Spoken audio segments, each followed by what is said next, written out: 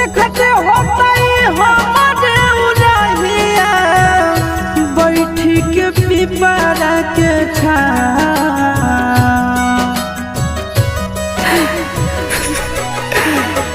देखते होता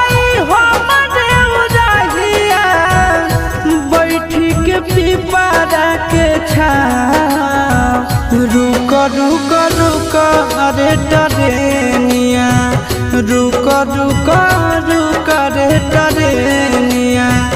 ले ले चल जनुआ के गाँव रुक रुक रुक रे टरेनिया।